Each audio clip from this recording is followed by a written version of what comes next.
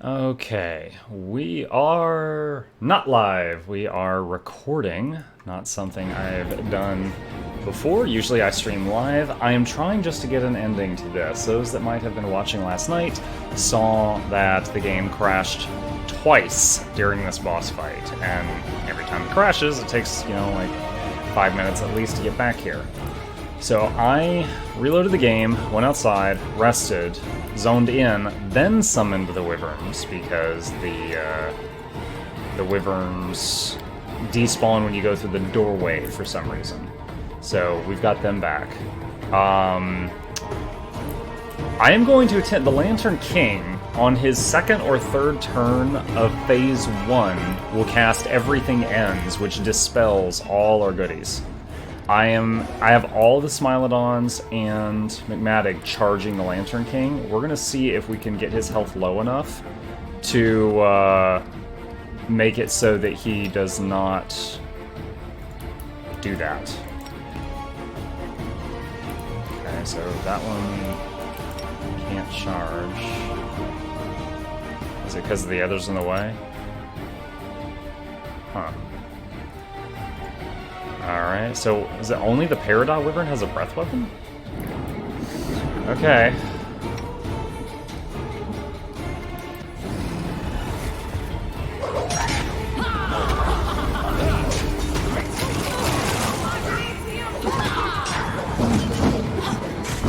Alright, hold on. Are you raging? Yes, you are. Good.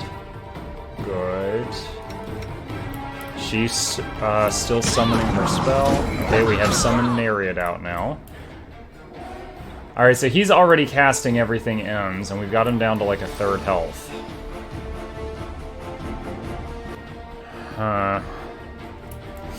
Alright, let's try something a little crazy here. Where's Cassie? Actually, I'll just leave her. Okay, it just went off. Alright, so... Okay, cool. So the Sorcerer and the Cleric were not in range of Everything Ends. They kept their buffs. Cassie partially resisted it. Oh no, I'm sorry. No, she didn't. That's her mutagen. She did not resist it at all. Alright.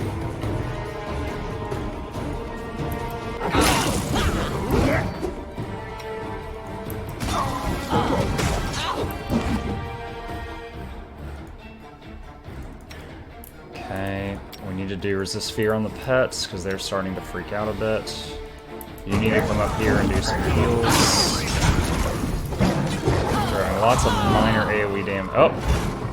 Didn't get that heal off yet. You don't seem to like my curses! Maybe you like my jokes better?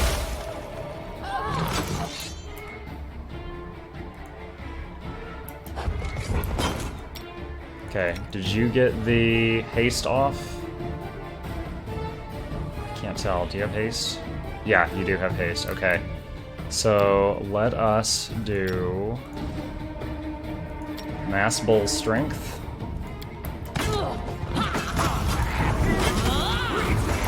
Okay. And then Mass Owl's Wisdom.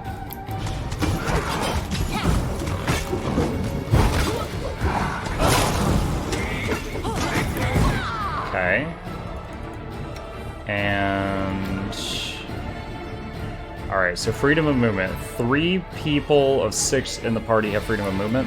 When we get to the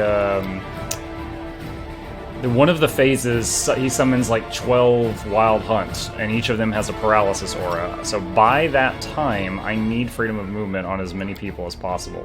Preferably everyone.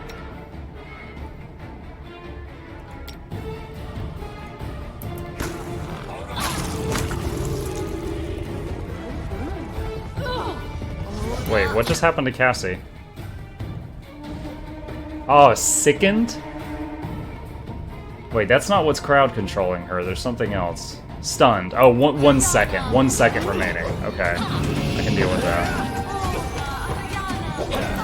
Is all of this blood mine? Never thought I had that. Okay, I don't know. Yes! Okay, we resurrected McMadig. I don't know what hit him so bad.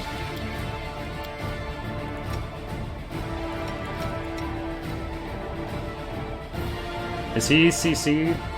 He's mind. Oh, he's mind controlled for a full minute. Oh my gosh. So I can't use my sorcerer for anything right now. Blackness.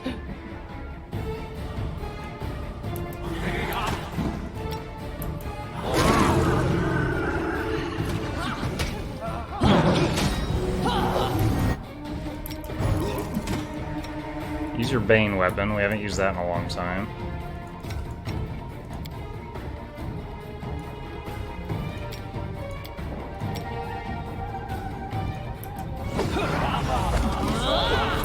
I got heroic.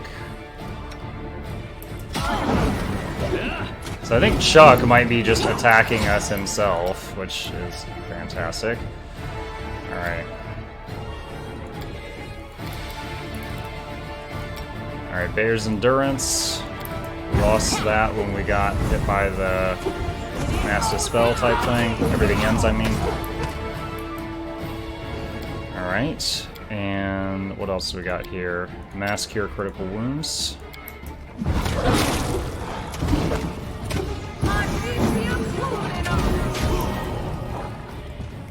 Alright, a majority of the party is currently blind. It's the hour of hunting and chaos.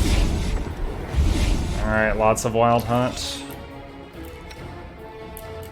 So who needs freedom of movement right now? McMadig, who died, lost his.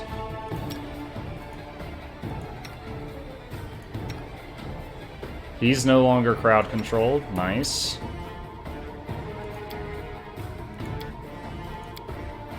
Let's see what else can I do here. Communal Stone Skin.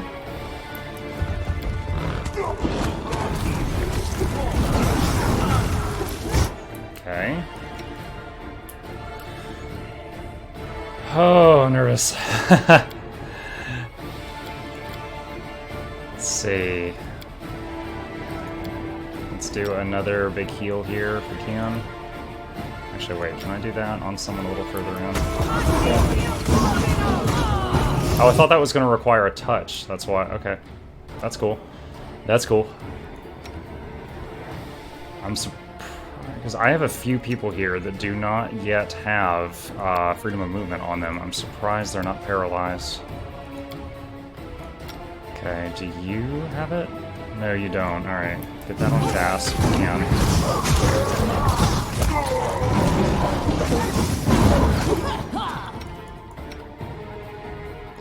Alright, as always, they're aiming straight for Chuck. I'm gonna have him make himself go invisible. What is this? Summon Nature's Ally.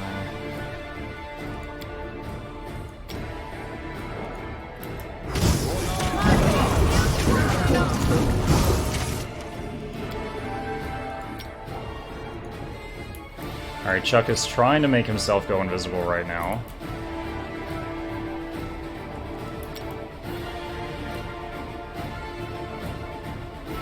Wait, what?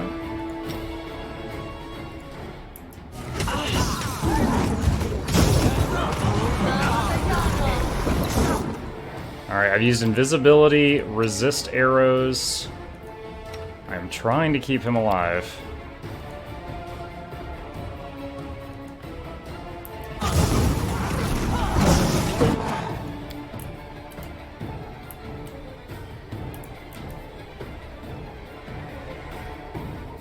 Oh my gosh. So I think at some point, Madig got CC'd for just a second, and he turned his rage off. And now I have control of him, and he can't rage again because of what happened earlier. A calculated risk.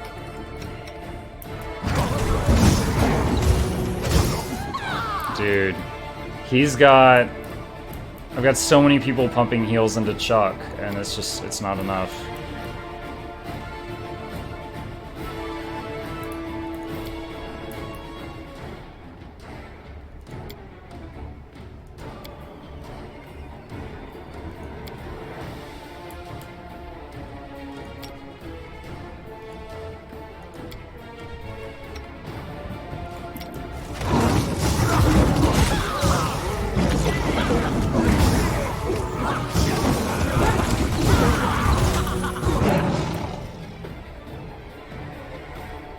any of these things died yet? No, it's like half my party's blind.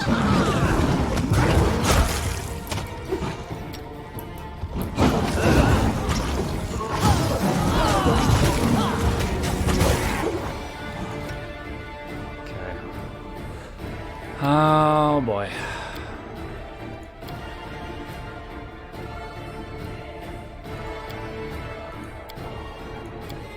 Any other big ticket spells I can do right now? How's our haste?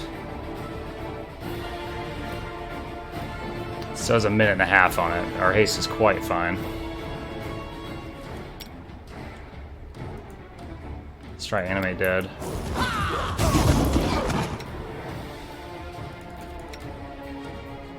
Alright, she is out of bombs. Let's have her cast heal on Chuck, if she can get there. Nice, he's full health. Finally get a break from all that.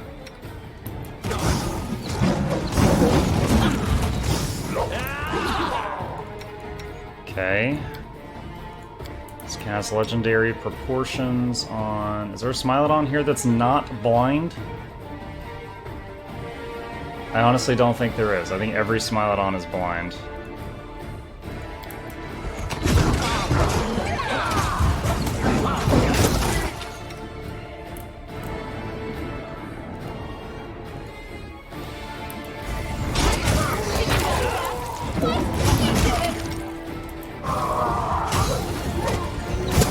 Oh, some of the Wild Hunt finally died. It's a blessing. Okay.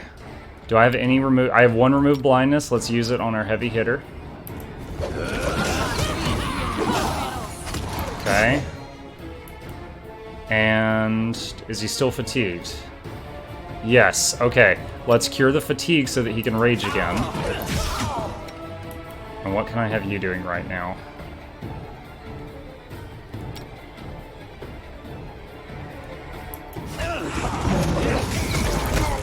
Okay, animal growth is now on that Smilodon.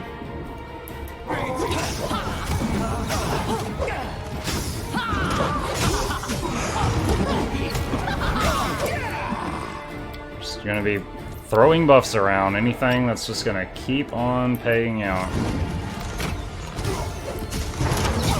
Oh, Lantern King behind us now.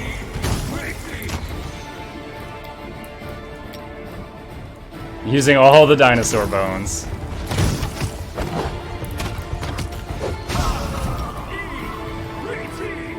Okay. First time we've gotten this far.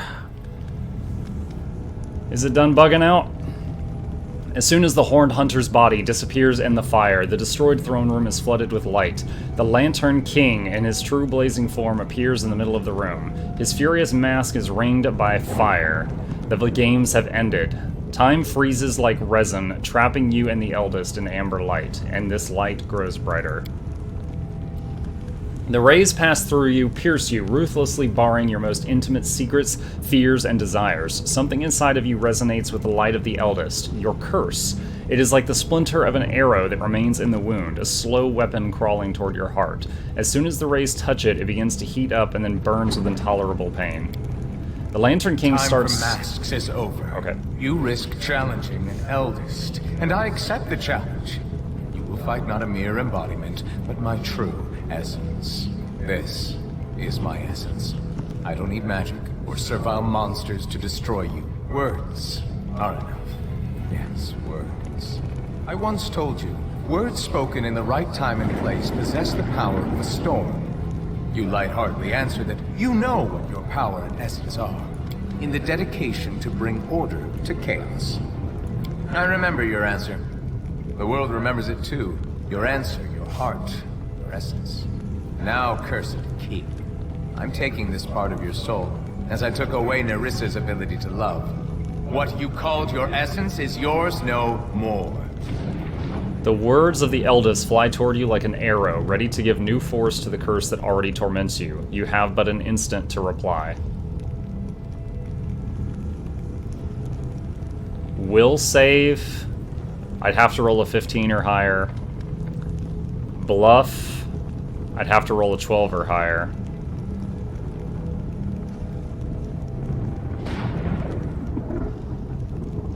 Why do you imagine I told you the truth back then, eldest of mischief and lies? Perhaps you are the one who was fooled, or one who can be fooled so easily has no power over words. I succeeded! Oh my gosh! 61k XP, not that it matters if this is the end of the game. A wave of pain comes crashing down upon you, but recedes quickly. You cannot tell whether you were protected by your words or something more, the essence of your soul, but the attack of the eldest was parried. Let us continue. We both wear a crown. But what do you own? A meager patch of land, a few thousand souls? My dominion is chaos and magic, madness and deceit. Your power is nothing compared to mine. And that is why you are helpless before me. You will take my every blow as a divine punishment, as something imminent. Gosh. Yet again, you have little time to answer, and this answer is the only thing that can protect you from the eldest's next blow.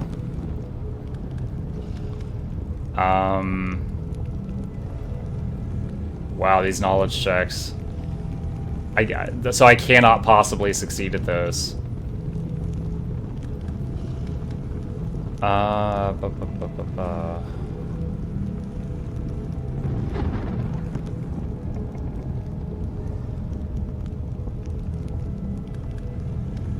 I get my power from the endless loyalty of my subjects. Can you make a similar boast?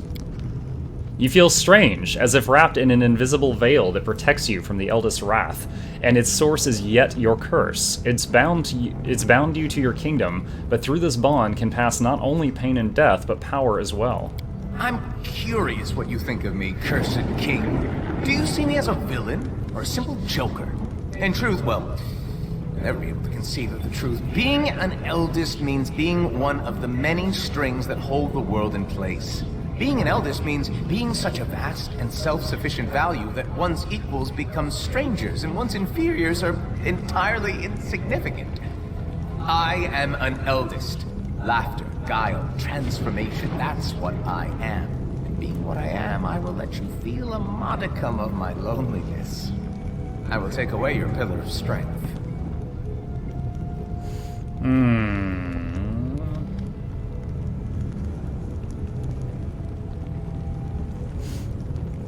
You don't have the right to take anything from me, eldest, but I have the right to retrieve what's been taken unfairly.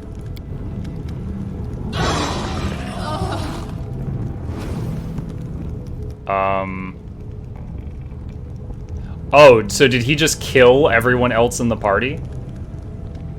The blinding light flashes away, frightened like a living creature. The blistering metal of the curse cools. It still hurts, but the pain is no longer unbearable. You stand before the eldest as before a blazing living star, and he looks at you as if he's seeing you for the first time. Good. You can play with words. Let us see if you can withstand the heat of my fire. I'll carve my name into your flesh. What?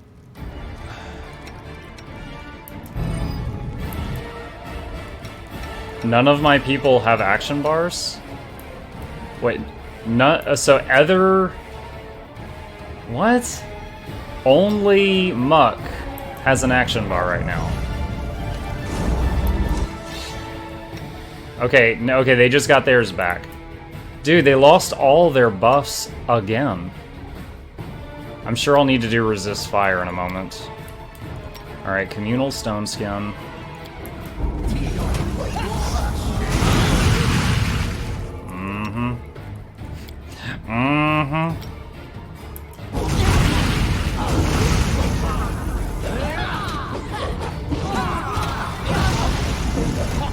Alright, resist fire is up now. Haste. Heal. Rage. You're out of bombs, unfortunately. Why don't you... Yeah, no, it's fine. It's fine.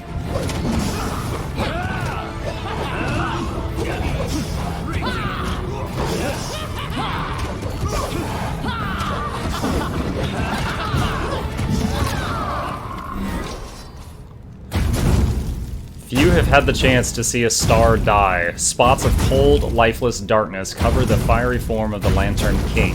growing, devouring, and with a dull moan settling onto the ground in a cloud of coal-black dust.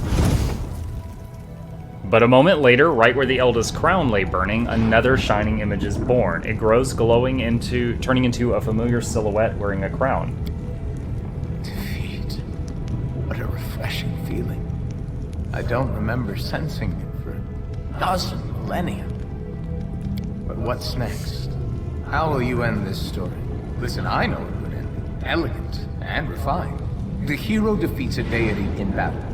Impressive. It grants the victor power and immortality. The hero enters the chambers of the deity to become his champion and herald. Eternal, powerful, equally glorified both in the first world and in Galeria.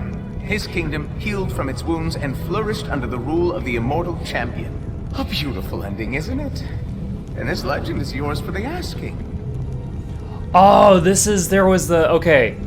Back at the consequential debates, I asked the guy, how can I become immortal when I won a question that had to be answered by the Fae? And he said something like, you'll have a chance to spare an ancient enemy. Don't do it. You'll have a lot of hard times ahead of you, and then you'll be able to get immortality after that. I really hope I'm not misremembering that. I think that's what he said. I think he said, don't spare him.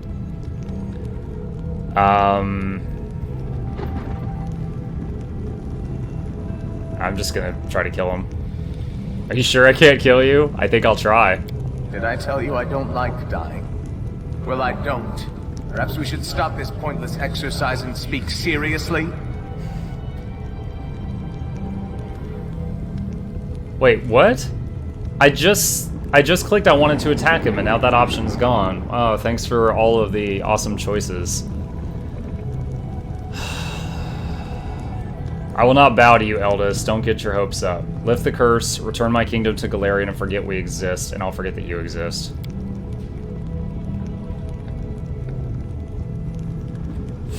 After you speak, silence falls deep as a chasm. Light pours from the eyes of the Lantern King's mask, still the mask of paternal care, though you do not mistake this for what lies hidden behind it.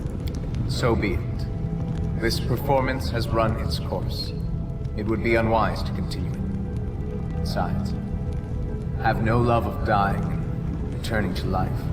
My fellow eldest are very good at playing especially intricate pranks at that exact moment. You were cursed by my will. By my will, you are now freed from the curse.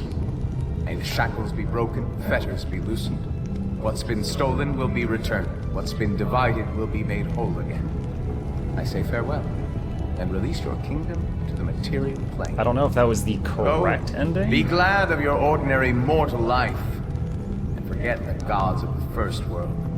Now they no longer concern you. So, I wanted to attack him. I thought that's what the prophecy wanted me to do, but it took that option away from me.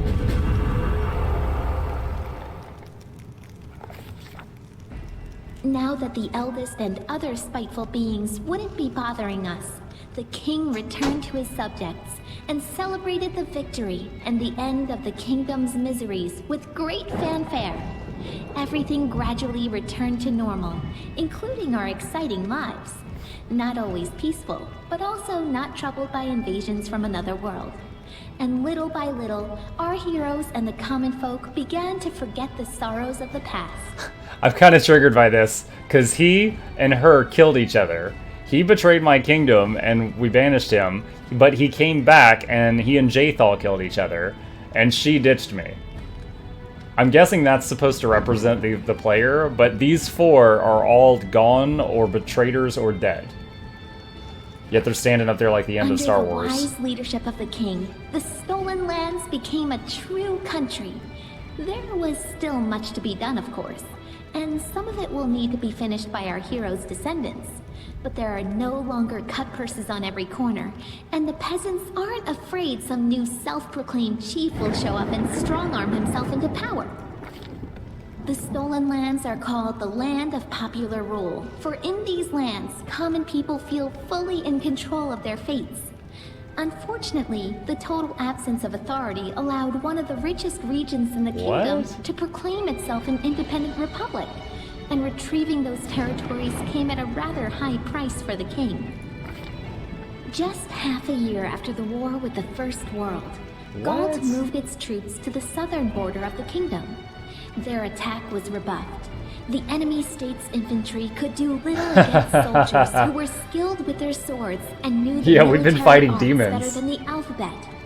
Since then, Gault hasn't risked crossing any borders again, fearing cruel retaliation for further insolence. The king's subjects praise his generosity, while citizens of neighboring lands groan from crippling taxes. Citizens of the stolen lands have it pretty good. Truth be told, the treasury isn't always capable of paying the royal bills, and the throne room's adornments are clearly decaying. But sometimes you have to buy the people's love. Literally.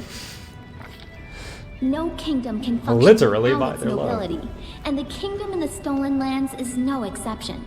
Landowners, ready to share the burden of ruling alongside the king, grew to be more and more influential over time. And the more pompous the court balls and receptions held by dukes and baronets became, the more eventful were the lives of the schemers and freeloaders who always live within the shadows of the powerful. The feud between Brevois North and South, which had been smoldering for ages, never sparked the fires of civil war. Through great effort, our king managed to bring both parties to the negotiating table. While Rostland didn't gain its independence, it did receive wide autonomy rights. Our relationships with both House Sertova and the Sword Lords are respectful, but they've become lukewarm. Because of us, neither side got everything they wanted. Chandra Merve returned to our court, but just half a year later, she was poisoned. No one found out who did it or why. Chandra's been missing from our court for like 3/4 of the game. And then, although we killed Sana was in our court like a zombie, and we had to use her. The Tiger Lords never fully recovered from the damage Armont did to the tribe. Lacking a And strong Mukluk leader into their and tribe. torn by infighting, the barbarians sank into a short but fierce internal war. Their lands were quickly appropriated by neighboring tribes, and the Tiger Lords were scattered across Numeria and the River Kingdoms, little more than pitiful remnants of a once great tribe. Pitax never regained its former stature. In their fight for power, both bandits and the relatively honest merchants lost all their strength, scaring away both customers and suppliers. Trade routes began moving through other cities. Pitax fell into decline, and the citizens quickly forgot all of Iravetti's atrocities, remembering his rule instead as a golden age for the region. Whoops. There was no place for art in the new Pitax. Students and teachers from the academy were scattered to the winds. Some found a place in neighboring courts, while others set off to earn some coin in roadside taverns. A third group, harboring anger and resentment toward the king, began weaving revolutionary plots. The ruins of the Academy of the Arts still stand in the middle of the city, overrun with ivy, empty and unwanted. Was there any way to save Pitax, or is that just what happens no matter what? Trolls and kobolds, two of the most savage native peoples living in the Gnarl Marches, were completely exterminated in the region. Yeah, that was me. The forest paths became much safer, and the peasants' cattle have stopped going missing. Bartholomew Delgado still serves the king loyally. From time to time, he orders peculiar mechanisms and substances from all corners of the world. After receiving them, he spends a few days bragging about some great discovery he's about to make, then ends up gloomy for a few months. Then he receives another package, and the process repeats itself. At night, chilling screams are often heard from his laboratory. After enduring so many storms and troubles, Varnhold eventually turned into a real city. Daring settlers decided to conquer the vast, wild expanses of Dunsword, and despite all odds, they succeeded. The modest colony that almost vanished at the hands of an ancient lich turned everything around to become a thriving city with lively river trading.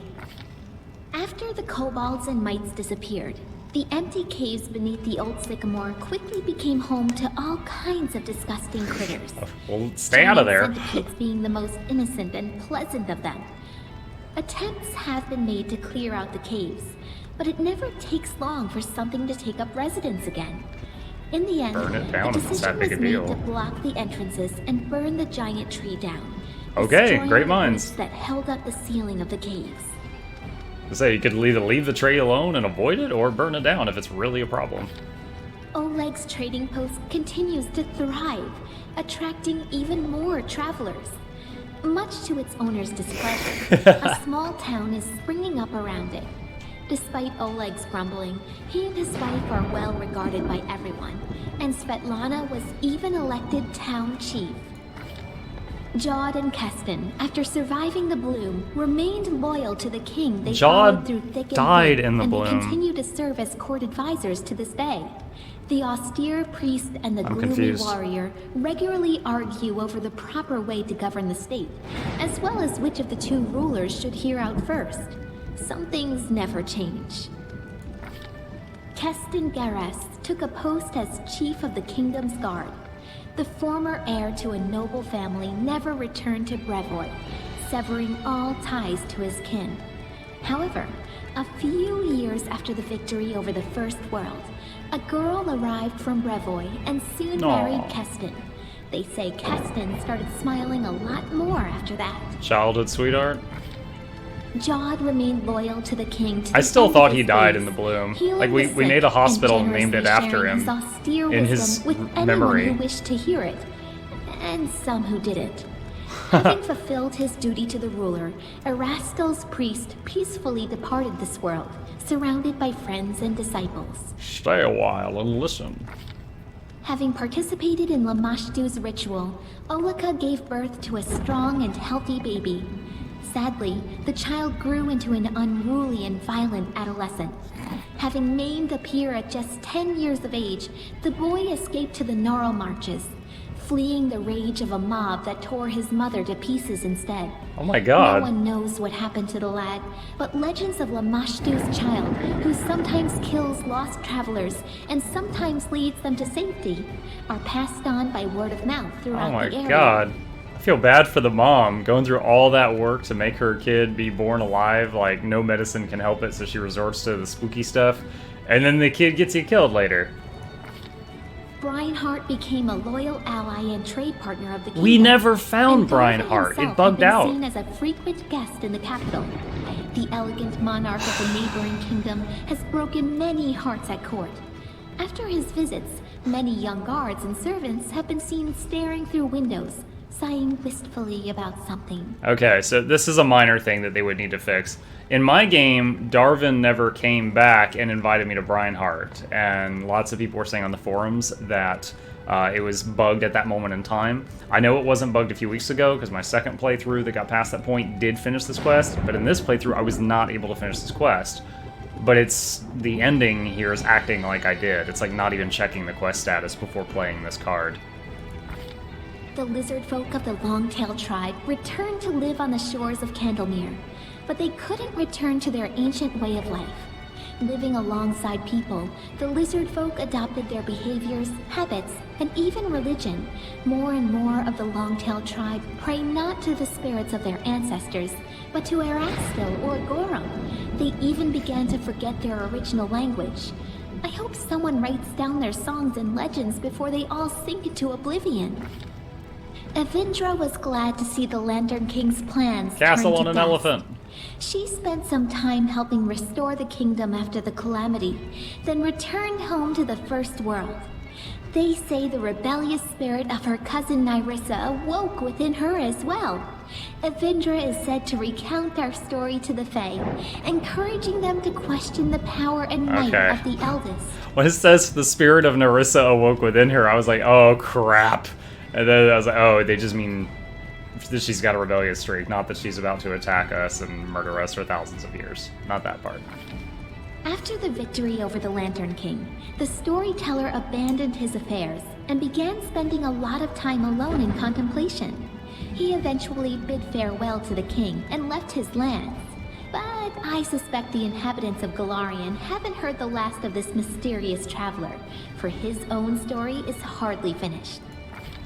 We never saw Amiri again. Perhaps she got lost somewhere in the First World. Or maybe she found some other way back. Who knows? I doubt that stubborn barbarian would just vanish without a trace. As for the six bears, they returned to the mountains, out to the farthest, wildest... I mentioned this backwards during they could last find, night's stream. And lived there ruled by their primal But apparently laws. Amiri was a character owned by Paizo, so in the lore of the story, they couldn't kill her. Something like that. And I actually looked, and there was a lot of other artwork of Amiri from official rule books going back many, many years. Valerie stayed to serve the king, but not for long. She soon laid down her weapon to start her own family. Valerie married a simple farmer and bore him two What? beautiful children. They settled away from the capital, where she was soon forgotten. That is completely counter to her entire character, unless she harbored a super inner secret. Despite all the woes that befell the country, our king remains a strong leader.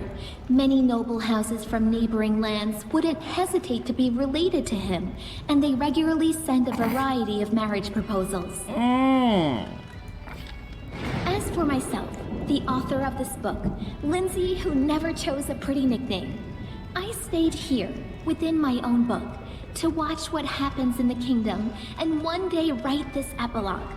I hope, oh honored reader, that you learned something important from this story, or at least were entertained by it. And now that it's concluded, I have only to set the final period and go silent forever. Yeah, I was wondering about that. When the book runs out of pages, is she become mute? Like, is she still aware of her surroundings, but there's nothing she can do? Is that it? Is it gonna roll credits? Is there a loading screen for the credits?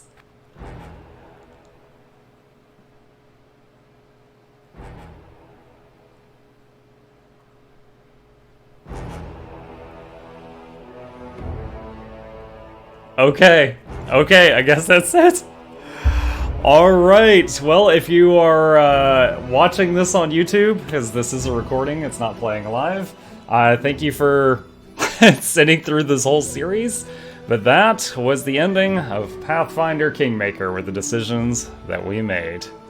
If you haven't watched us live, I stream every night from 9 p.m. to midnight Eastern Standard Time, bare minimum, often more than that, and the link is down in the comments below. Y'all have a good one.